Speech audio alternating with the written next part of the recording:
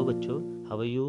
हम उम्मीद करते हैं आप हमेशा की तरह अच्छे होंगे, अपनी पढ़ाई को भी बहुत अच्छे तरीके से कर रहे होंगे। रेडियो कक्षा लेकर एक बार मैं फिर आपके साथ हूँ। अभी तक हमने आपसे जो बात की है लास्ट क्लास में 1857 के रिवोल्ट के बारे में हमने आपको बताया, किस तरीके से कई फैक्टर्स थे जिन्होंने काम किया इस रिवोल्ट को लाने में। सबसे बड़ा फैक्टर तो बच्चों था कि किस प्रकार जो आम जनमानस था, जिसमें ट्राइबल सोसाइटी भी शामिल थी, जिसमें जो पेजेंट्री थी वो भी शामिल थी, वो डिससेटिस्फाइड थे बच्चों। लेकिन जो सबसे बड़ा कारण उस रिवोल्ट के पीछे रहा, वो हम कह सकते हैं इमीडिएट रीजंस जो थे, उन्होंने उस रिवोल्ट को ज़्यादा एक कहना चाहिए प्रवाह दिया, एक रीज़न दिया होने का। और उन कारणों में सबसे बड़ा जो कारण था वो रिलीजियस फीलिंग्स का हर्ट होना सैनिकों की, उसके साथ में जो कुछ ब्रिटिश पॉलिसीज़ थी राजाओं को लेकर, ज़मींदारों को लेकर, तो उस तरीके के कारण थे जिसकी वजह से वो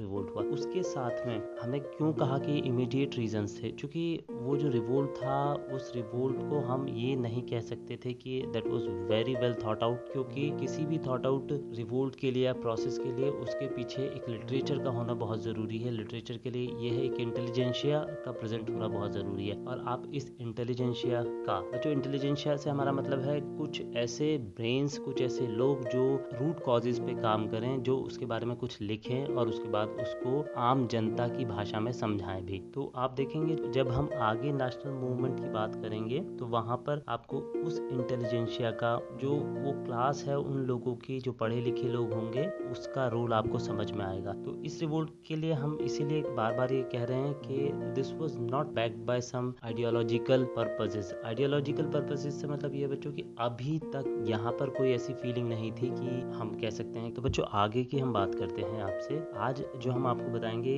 हम बताएंगे समाज के, भारतीय समाज के और कौन कौन से हिस्से थे जिन पर ब्रिटिश पॉलिसीज का प्रभाव पड़ा। और जिस चीज़ की हम बात करने वाले हैं, हम आपसे कॉटन टेक्सटाइल की बात करेंगे, जो कॉटन व्यूअर्स थे या जो उससे संबंधित और भी लोग थे, उस धंधे से, उस प्रोफेशन से, और उसके साथ में दूसरी इंडस्ट्रीज के बारे में बात करेंगे कि किस तरीके से जब एक वेल थॉट आउट उसका एनालिसिस होता है तो वो किस प्रकार आगे जाकर इस चीज़ को, इस परसेप्शन को बनाने में मदद करता है कि हम लोगों के साथ कितना अन्याय हुआ है। तो बच्चों सबसे पहले बताते हैं कि आपको एक छोटा सा जो एक रिकैप आपको देते हैं, रिकैप भी नहीं, हम एक आपको रिमाइंड करा देंगे किस तरीके से from the time immemorial, Bharat की हिस्ट्री की शुरुआत से ही हमने आपको बार बार ये बताया है कि कॉटन जो है वो भारत से शुरू हुआ, और उस समय से लेकर अभी तक से हमारा मतलब है कि until Britishers came to India, well before they came to India, हम कह सकते हैं 1600 तक, 1670 तक, 1680 तक जो भारत का कॉटन था वो बहुत प्रचलित था, बहुत फेमस था for its fine quality, for its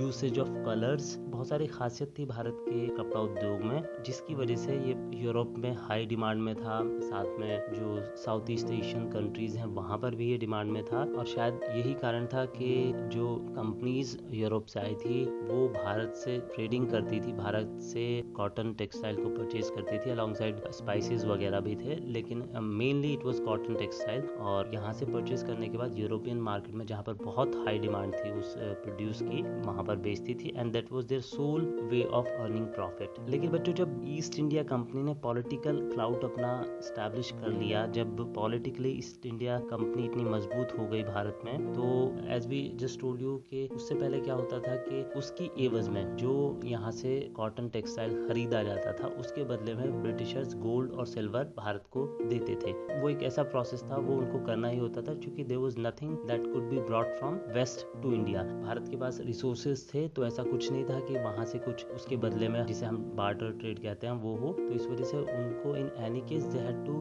bring in gold और सिल्वर फ्रॉम देयर कंट्री। तो उससे क्या होता है कि भारत में एक खुशहाली थी, प्रॉस्पेरिटी थी, because of that favourable balance of trade. बच्चों बैलेंस ऑफ ट्रेड के बारे में थोड़ा सा बता देते हैं। वो ये होता है कि जब कभी दो देश आपस में ट्रेडिंग करते हैं, और मान लीजिए कि भारत और एक्स कंट्री ट्रेडिंग आपस में करते हैं, तो भारत कुछ इंपोर्ट भी करता है, कुछ एक्सपोर्ट भी करता है। तो यदि भारत का एक्सपोर्ट इंपोर्ट से ज्यादा है तो उसे फेवरेबल बैलेंस ऑफ ट्रेड कहते हैं। तो उस समय के भारत का जो बैलेंस ऑफ ट्रेड था यूरोप के साथ फेवरेबल था। लेकिन बच्चों जब ब्रिटिशर्स ने यहाँ पर एक अपनी डोमिनेंस स्टैब्लिश कर ली, अपना रूल इस्टेब्लिश कर लिया। तो उन्होंने, हमने आपको बताया था कि जब दीवानी के राइट ब्रिटिश को मिले तो उन्होंने भारत से कॉटन खरीदने के लिए, या भारत का जो टेक्सटाइल, जो भारत से भी कपड़ा जाता था, जो भी कपड़ा जाता था, उसको खरीदने के लिए किस पैसे का इस्तेमाल किया? उन्होंने उस पैसे का इस्तेमाल किया जो वो भारतीय किसानों से रेवेन्यू के रूप में इकट्ठा करना शुरू कर दिया था। तो उसका मतलब क्या हुआ कि भारत से लेकर भारत को ही देना दोबारा, और उसके साथ फिर एक बहुत हाई रेट्स ऑफ टैक्स होते थे। तो उसकी वजह से जो स्ट्रक्चरल शॉर्टकमिंग थी वो भारतीय अर्थव्यवस्था में आने लगी थी उस समय। जो भारत का टेक्सटाइल था, जो भारत का जो कपड़ा विदेशों में जाता था, यूरोप में जाता था, वो इतना फेमस था बच्चों कि वहाँ पर जिन शब्दों का इस्तेमाल हुआ यूरोप में, दे वर लार्जली बोरोड फ्रॉम इंडियन जो वर्नाक्युलर लैंग्वेजेस थी, वहाँ से उसको लिया गया। जैसे छींट के लिए वहाँ पर चिंट्स का इस्तेमाल किया गया। इस तरीके के बहुत सारे शब्द थे जो कपड़े के लिए वहाँ पर प्रचलित हुए।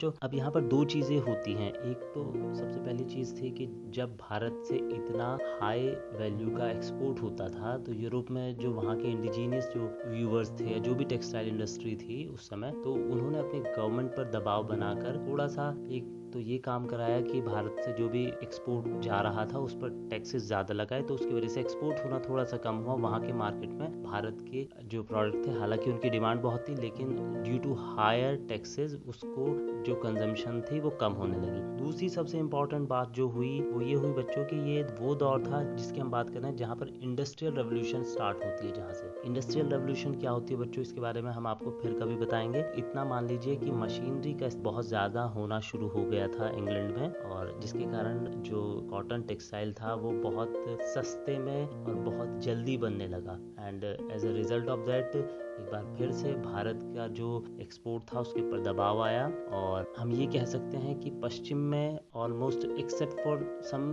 स्पेसिफिक प्रोडक्ट्स, जिन्हें हम कह सकते हैं कि नीश जो प्रोडक्ट थे, एक्सक्विजिट जो प्रोडक्ट्स थे, उनके अलावा भारत का एक्सपोर्ट ऑलमोस्ट खत्म हो गया यूरोप में। लेकिन बच्चों कहानी यहाँ तक खत्म नहीं होती है। सबसे इम्पोर्टेंट जो इसका या सबसे जो कष्टप्रद जो पार्ट था भारत के लिए वो ये था कि जब इंडस्ट्रियल रेवोल्यूशन के बाद ब्रिटेन में इतना प्रोडक्शन होने लगा तो उस प्रोडक्शन के लिए उनको मार्केट की आवश्यकता थी, और वो मार्केट उन्हें भारत में मिला। तो उस वजह से चूंकि भारत में ऑलरेडी ब्रिटिश सरकार थी, उन्होंने वहाँ से अपना जो एक्स्ट्रा प्रोडक्शन था, जो मैसिव प्रोडक्शन था, उसको भारत में लाकर डंप करना शुरू किया। डंप करना बच्चों होता है कि जब बहुत ज़्यादा प्रोडक्शन आपके यहाँ हो रहा हो तो आप किसी देश में बहुत हल्के में यदि अपने माल को बेचते हैं तो उसको डंपिंग कहते हैं। तो भारत में डंप करना शुरू किया। उसका रिजल्ट क्या हुआ बच्चों? ये हुआ कि जो भारत में ऑलरेडी डिक्लाइनिंग स्टेज में था, और फिर चूंकि बाहर से सस्ता प्रोडक्ट आने से जो भारत के जुलाहे थे, जो भारत के जो टेक्सटाइल वर्कर थे, उनके ऊपर प्रभाव पड़ा और उनका एम्प्लॉयमेंट छिन गया। तो इस तरीके से एक जो पूरी वर्किंग क्लास थी उसके ऊपर दबाव पड़ा। हालांकि कुछ समय के बाद भारत में भी कॉटन इंडस्ट्रीज लगाई गई। बॉम्बे से ये शुरू हुआ, बहुत बड़े बड़े इंडस्ट्रीज लगी, लेकिन वो चूंकि भारत के पास मार्केट नहीं था, बाहर के लिए एक्सपोर्ट नहीं कर सकते थे। और दूसरी चीज़ ये थी कि जो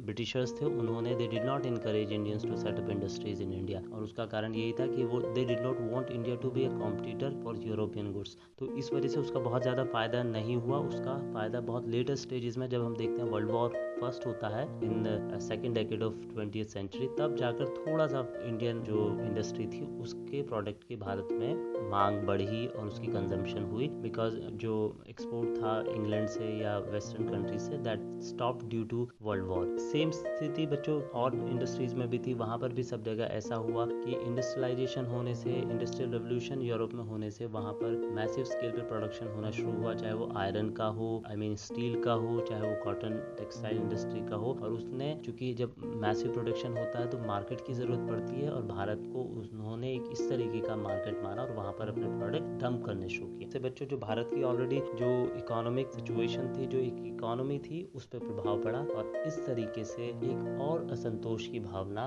एक और वर्ग में हम देखते हैं। और इसका नेट रिजल्ट जब इसका एनालिसिस करते हैं हमारे इंटेलिजेंशिया, तब एक नेशनल मूवमेंट के रूप में सामने आता है। जो इससे जुड़ी हुई और भी बातें कि किस प्रकार सोसाइटी फंक्शन कर रही थी उस समय, किस प्रकार लोग रहते थे, क्या सोशल रिफॉर्म्स हुए, और भी बातें हम आपसे नेक्स्ट क्लास में करेंगे। आज के लिए इतना ही। मुझे यानी शुभ शर्मा को अनुमति दीजिए। नमस्कार।